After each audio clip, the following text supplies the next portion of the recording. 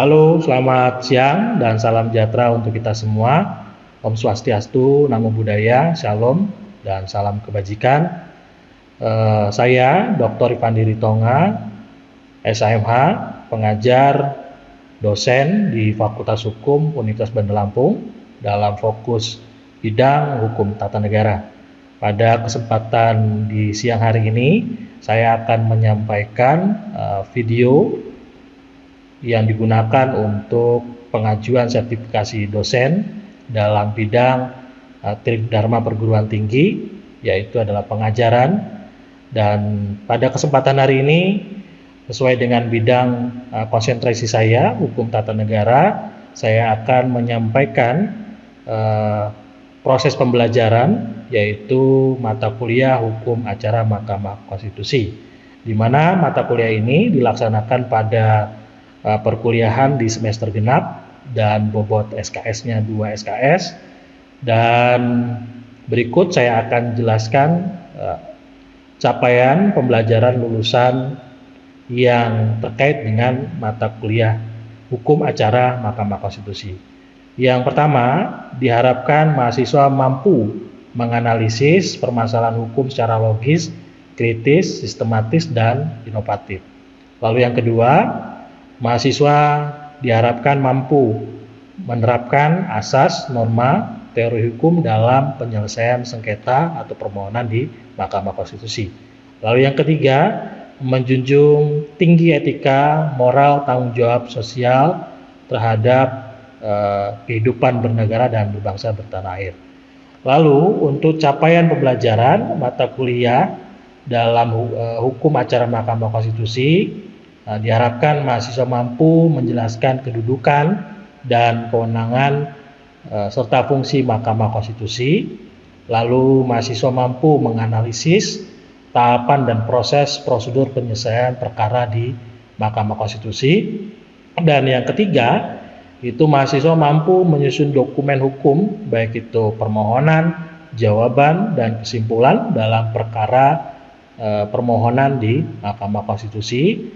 Dan yang terakhir adalah mahasiswa mampu melakukan simulasi persidangan dan berargumentasi hukum secara etis dan profesional. Di dalam mata kuliah ini nanti akan dimulai di pertemuan pertama, itu berkaitan dengan menjelaskan sejarah dan kedudukan Mahkamah Konstitusi. Lalu yang kedua, menjelaskan kewenangan MK sampai kepada refleksi dan evaluasi praktek di persidangan di pertemuan yang terakhir.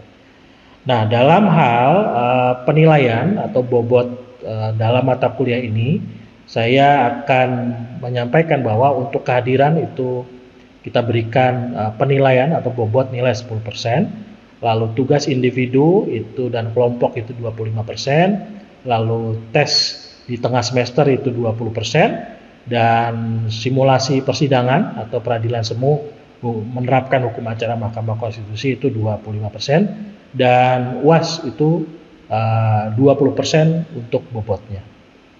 Lalu di dalam mata kuliah ini juga saya menyampaikan beberapa referensi, baik itu referensi baik berupa buku maupun jurnal, serta peraturan perundang-undangan yang berkaitan dengan hukum acara Mahkamah Konstitusi.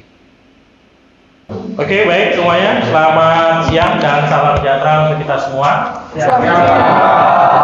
Tapi pun, gimana hari ini? Sehat.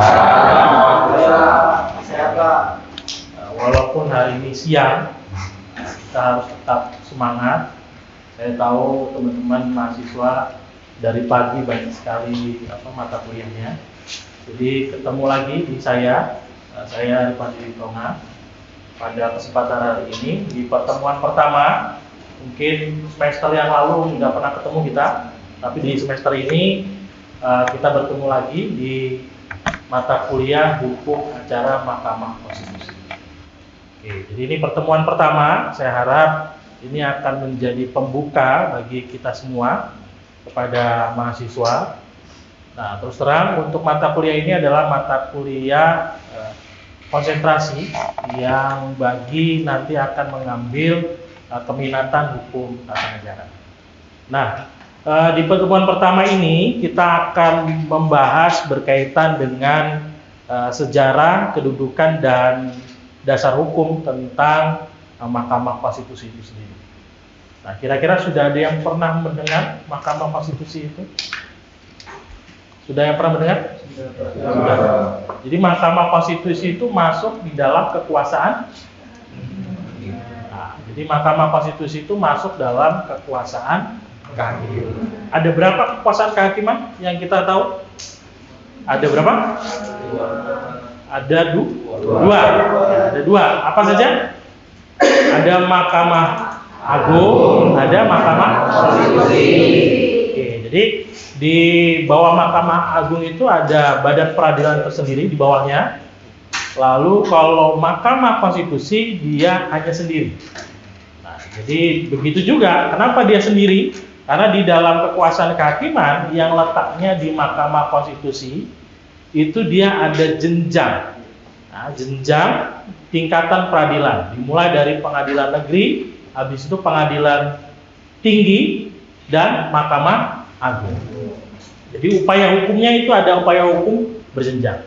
Nah, sedangkan di Mahkamah Konstitusi sebagai bagian dari kekuasaan kehakiman itu dia hanya berdiri sendiri.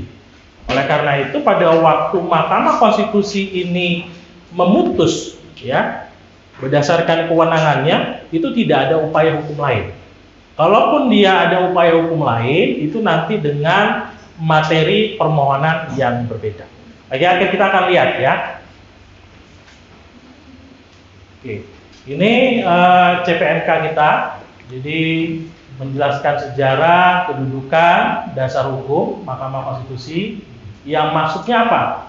Menjelaskan latar belakang pembentukan Mahkamah Konstitusi, lalu mengidentifikasi dasar hukum dan kedudukan Mahkamah Konstitusi, lalu indikator yang dipelajari adalah menyebutkan dasar hukum berkaitan dengan pembentukan Mahkamah Konstitusi dan fungsi dan posisi MK di dalam Undang-Undang Dasar kita sendiri. Oke, berikutnya latar belakang pembentukan Mahkamah Konstitusi. Ya, jadi Mahkamah Konstitusi ini bukan salah satu lembaga negara yang pasca Indonesia itu merdeka dia langsung ada. Jadi MK ini adalah lembaga negara yang di pertengahan hadir dan dibentuk. Ya, jadi bukan pada waktu Indonesia itu membentuk negara, habis itu Mahkamah Konstitusi ada. Tapi idenya sudah dibawa. Idenya sudah dibawa pada waktu perdebatan para founding father kita berkaitan dengan penentuan dasar-dasar kehidupan bernegara. Jadi pada waktu itu tidak ada pikiran akan MK itu dibentuk, lalu MK itu kewenangannya apa, tidak ada. Jadi pada waktu itu tidak ada. Nah, MK itu terbentuk pada waktu perubahan amandemen ketiga. Pada waktu itu di 2001 itu MK dibentuk. Nah, sebelum MK dibentuk, saya ingin tanya, MK itu kewenangannya apa saja sih? Mungkin sebelum masuk ke kelas ini, memulai kelas pertemuan pertama ini mungkin sudah ada yang baca-baca dulu. Cari-cari referensi kira-kira mata kuliah hukum acara Mahkamah Konstitusi itu seperti apa sih? Nah, kira-kira ada yang sudah tahu mungkin? Kira-kira ada 4 kewenangan dan 1 kewajiban. Apa kira-kira? Yang pertama, menguji undang-undang terhadap undang-undang dasar. Itu yang pertama. Lalu yang kedua apa? Sengketa kewenangan lembaga negara. Oke, ini berarti udah baca semua di rumah. Berarti malam-malam ini sudah belajar. Oke, harus kayak gitu, namanya mahasiswa ya. Mahasiswa itu maha, ya kan?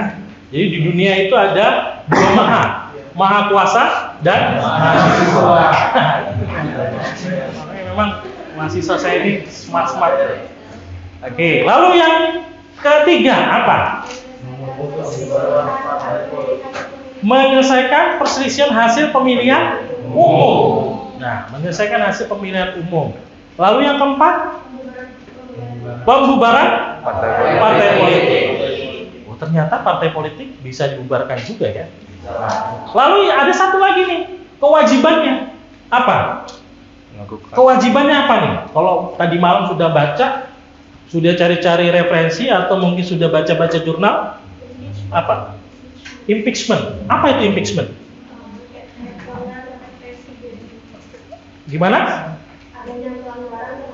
Oke, jadi melakukan apa? Jadi kalau presiden dan wakil presiden itu dirasa melanggar hukum, bahwa MK berhak untuk melakukan pembuktian yang sering kita sebut sebagai impeachment. Nah, ini ada cerita yang sangat menarik nih. Kenapa kalau impeachment itu dimasuk dalam kategori kewajiban? Dulu ceritanya ingin saya sampaikan, pernah dengar presiden kita yang kiai itu siapa namanya? Nama lengkapnya? Abdurrahman Wahid. Pada waktu itu Abdurrahman Wahid itu diberhentikan tanpa melalui proses hukum. Kenapa demikian? Ini menjadi kesalahan dalam bentuk negara, di dalam negara hukum. Di pasal berapa itu? Di dalam Undang-Undang Dasar kita dikatakan bahwa Indonesia adalah negara hukum. Artinya apa? Kalau di dalam konstitusi kita itu menjelaskan bahwa Indonesia itu adalah negara hukum, artinya semua proses dalam kehidupan bernegara kita, kesalahan itu atau indikasi pelanggaran itu semuanya harus diselesaikan melalui jalur hukum, bukan jalur politik. Ya. Jadi semuanya harus pakai jalur hukum.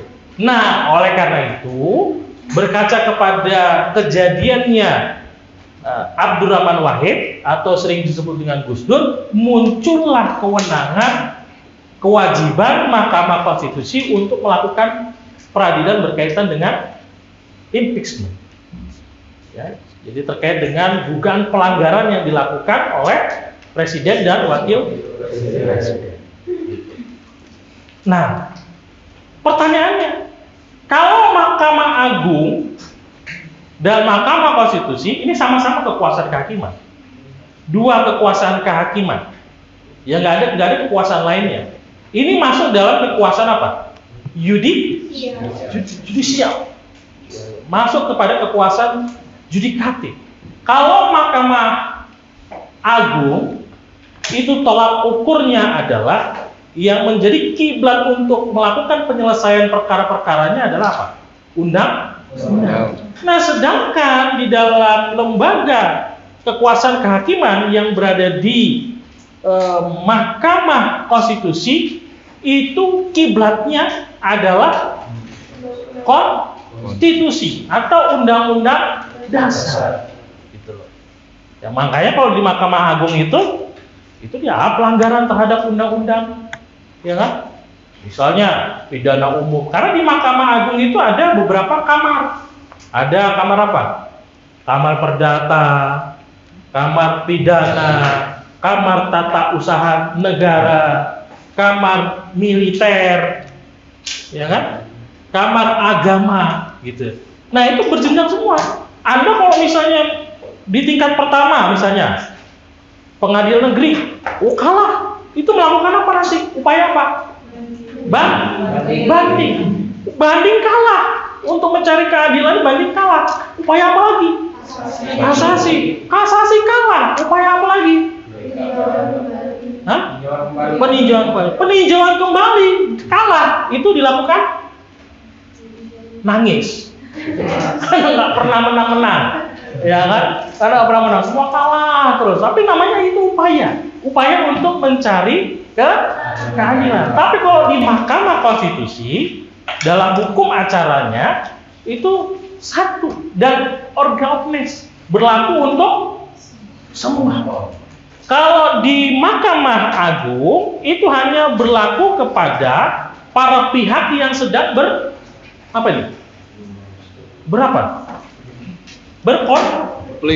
Konflik, ya kan? Konflik. Keuntungannya bagi siapa?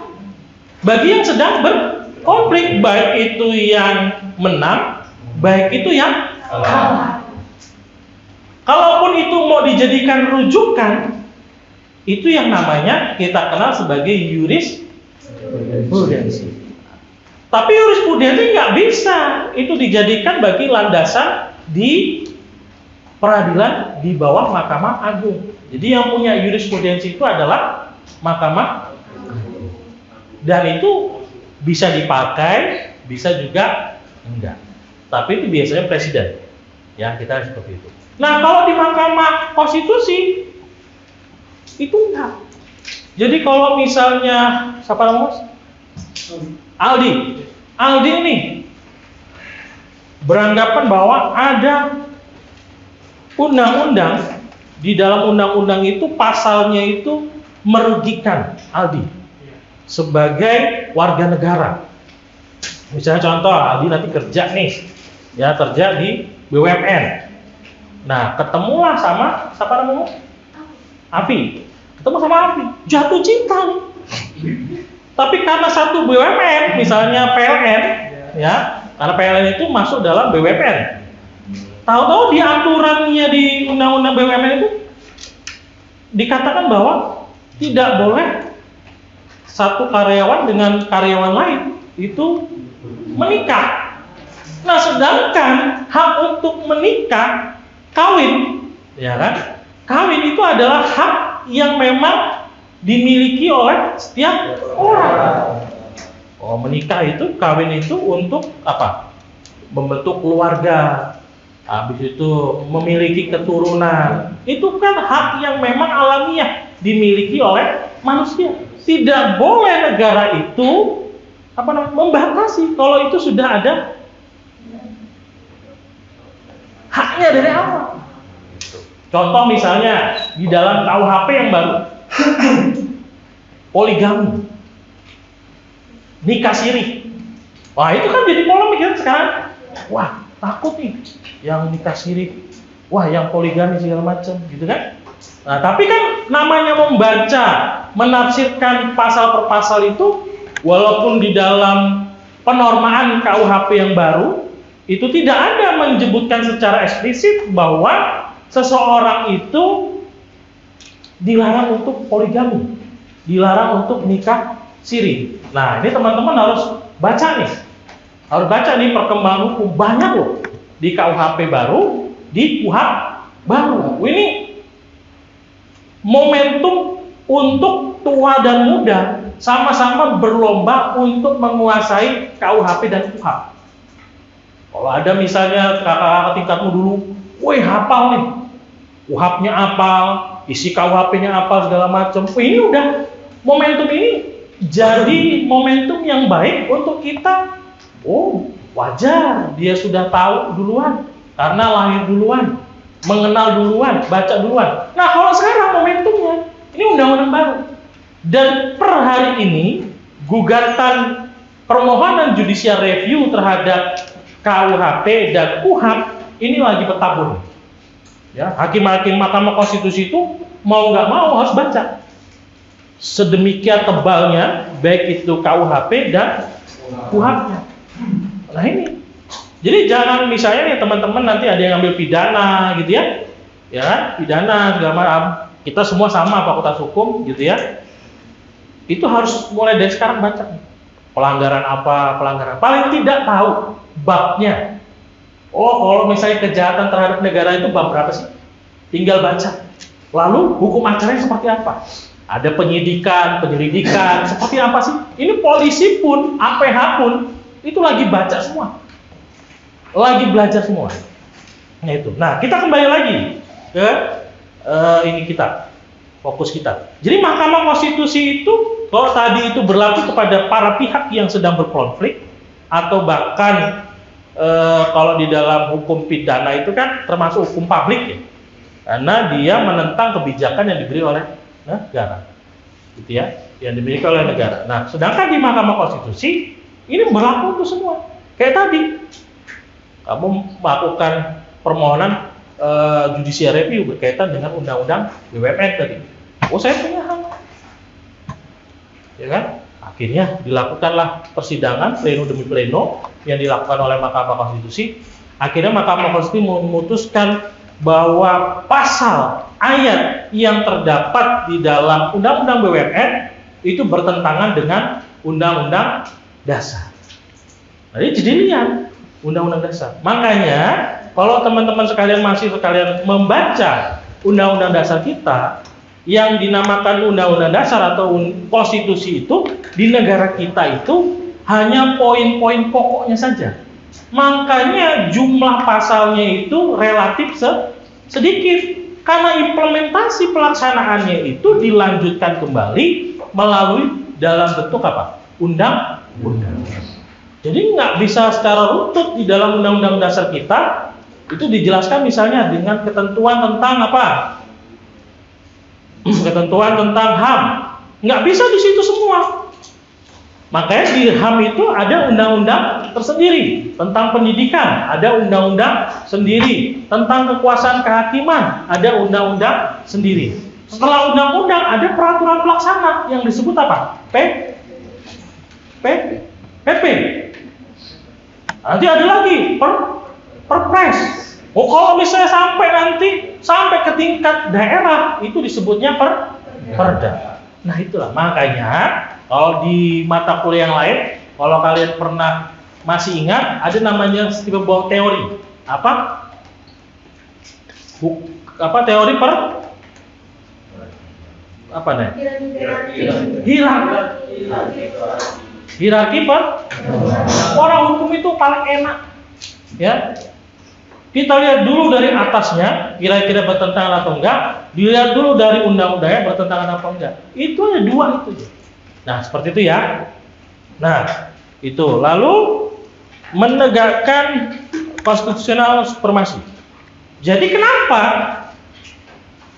dianggap bahwa di dalam Undang-Undang Dasar kita itu wajib untuk dibela? Ketentuan-ketentuan yang dicantumkan di dalam konstitusi kita itu wajib dibela. Kalau di kelas yang sebelumnya, kelas yang kakak tingkatmu yang lalu, saya sebutkan lebih mudah untuk kita memahami bahwa yang dilakukan Mahkamah Konstitusi ini adalah kerja-kerja jihad, ya kan? Kerja-kerja jihad. Dia membela apa? Undang-undang dasar. Apa yang sudah disepakati di dalam Undang-Undang Dasar itu dia bela. Makanya dilihat apakah ada undang-undang. Nah, kita berbicara tentang undang-undang. Undang-undang itu siapa sih yang buat? DPR dan Presiden. Jadi pembentuk undang-undang itu ada dua, eksekutif dan legislatif. Itu yang punya kewenangan untuk membentuk hukum. Dalam konteks undang-undang itu hanya eksekutif dan legislatif. Oke. Ada pertanyaan kira-kira? Ada, Pak. Ya, apa? Siapa namanya? Perkenalkan, Pak, nama saya Haris Miftah, NPM 212111006.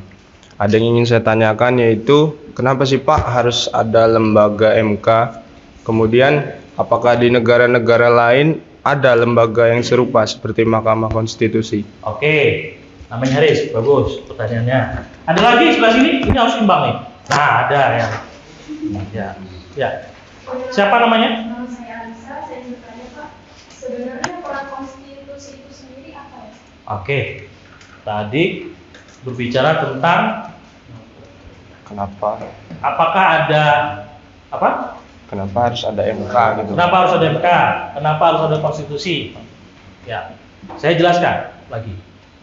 Jadi kita tadi sudah sebutkan nih, ada 4 kewenangan, 1 kewajiban.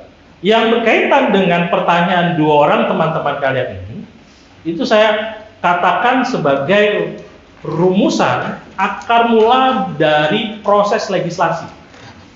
Ya, Oh, tadi dikatakan, kenapa harus ada konstitusi? Ya. Konstitusi itu adalah kesepakatan awal. Makanya pada waktu BPUPKI, pada waktu itu Jepang menyampaikan, kalian mau merdeka. Ya, kami sudah tidak lagi akan memegang wilayah jajahan. Makanya kalian persiapkan dasar kehidupan bernegara. Nah, itu namanya konstitusi. Makanya saya katakan konstitusi itu adalah kesepakatan bersama dalam kehidupan bernegara. Sama aja, misalnya kembali lagi contohnya Mas ini sama Mbak ini mau nikah kalian berdua?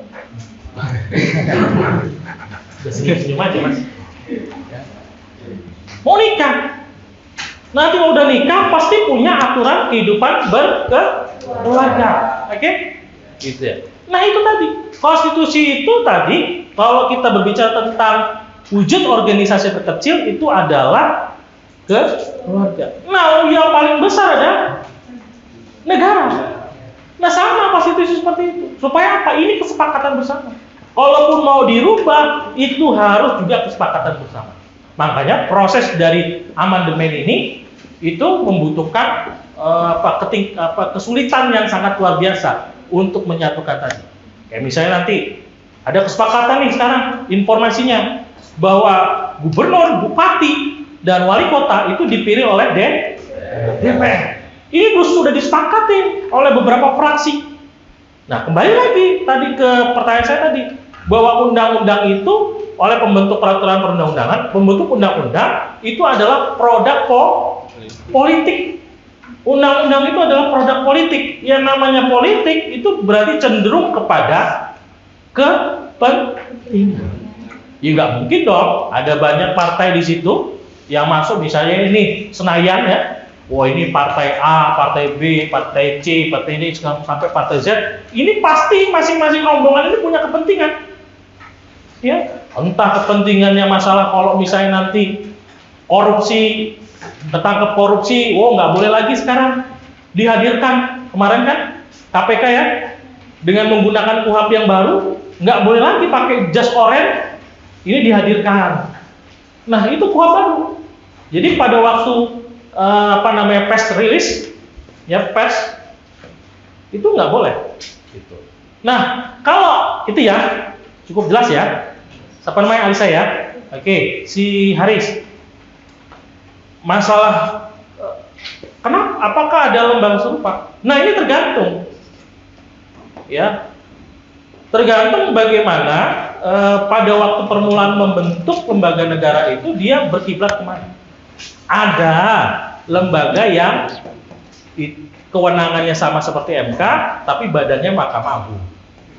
Ada juga yang dia terpisah kekuasaan kehakimannya, Mahkamah Agung sendiri, MK sendiri. Nah, tergantung tipe-tipenya seperti apa. Dan lembaga-lembaga konstitusional court ini itu berbeda-beda juga. Ada yang di negara lain itu 9 kewenangan. Nah, kalau kita 4 kewenangan, 1 kewajiban, dan banyak lagi. Dan kita, kalau saya tidak salah membaca ini, kita ini negara ke-70 sekian. Nah, seperti itu. Ya, baik, itu mungkin yang bisa saya sampaikan. Terima kasih dan silakan baca bukunya yang berkaitan dengan Mahkamah Konstitusi dan jurnal-jurnalnya. Semoga di pertemuan ini itu bisa membuka kasanah teman-teman mahasiswa, dan kita bertemu lagi kepada pertemuan kedua di minggu depan. Terima kasih dan wassalamualaikum warahmatullahi wabarakatuh. Selamat siang dan salam sejahtera untuk kita semua. Beri hapus untuk kita. Dan kami harap video ini bisa berguna bagi siapapun yang melihat, siapapun yang menonton video ini untuk lebih memahami berkaitan dengan hukum acara Mahkamah Konstitusi. Demikian, terima kasih. Wassalamualaikum warahmatullahi wabarakatuh. Shalom.